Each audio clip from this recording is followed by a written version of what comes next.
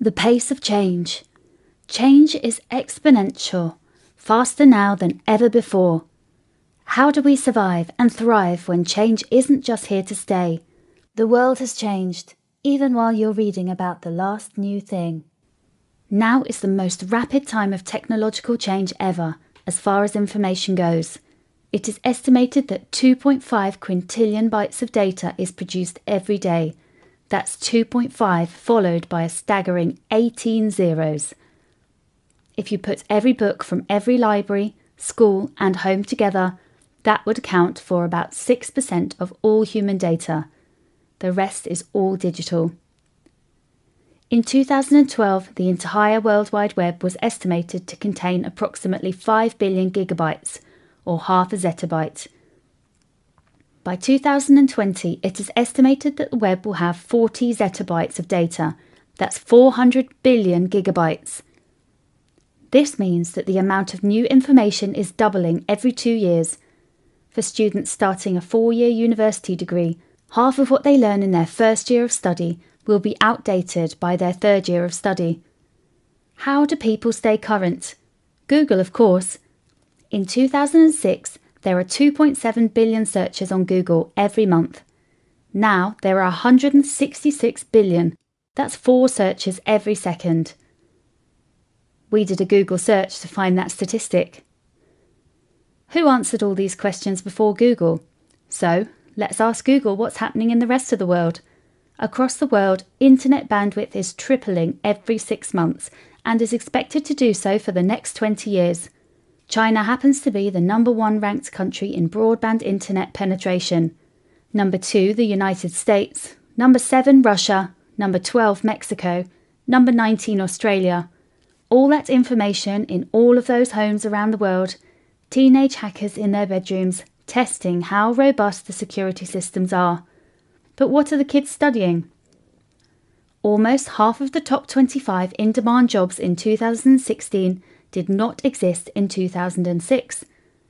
We are currently attempting to prepare students for jobs that don't exist yet, using technologies that haven't been invented in order to solve problems that aren't even problems yet. Technological change isn't all scary. It's helping us in many ways. We can live longer with the help of tiny life-saving gadgets. We can now socialise and buy things in ways that traditionally weren't available to us. Think about these with websites that didn't exist 15 years ago. Alibaba.com has made it easy for small retailers to access Chinese manufacturing wholesalers. It's the world's number 1 e-commerce company with about 300 million customers. Amazon.com shifts $68 billion of consumer products each year.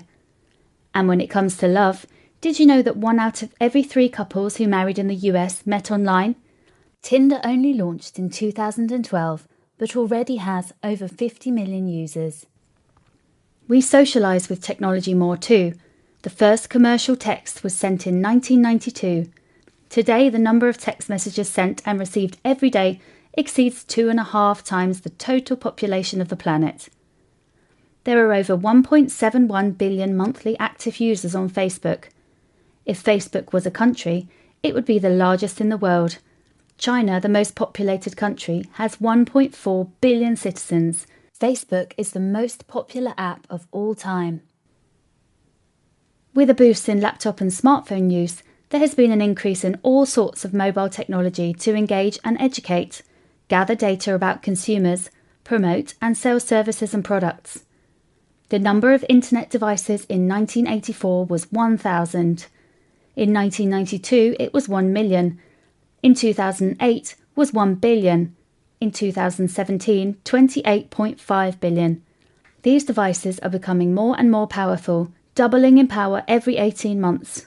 By 2020, a supercomputer will be built that exceeds the computational capacities of the human brain. Predictions are that by 2045, a $1,000 computer will exceed the computational capacities of the entire human species. There's no doubt that the pace of change is speeding up. Did you know that during the same period of time as this video, 2 new online games were released on iOS? Online piracy sites were visited 600,000 times, and there were 7.5 million new Facebook likes. What does it mean for us and for the next generation? While you watch this video, 1,020 babies were born, 2 in Australia, 30 in the US, 125 in China, and 160 in African countries. We must adapt, be resilient, engage.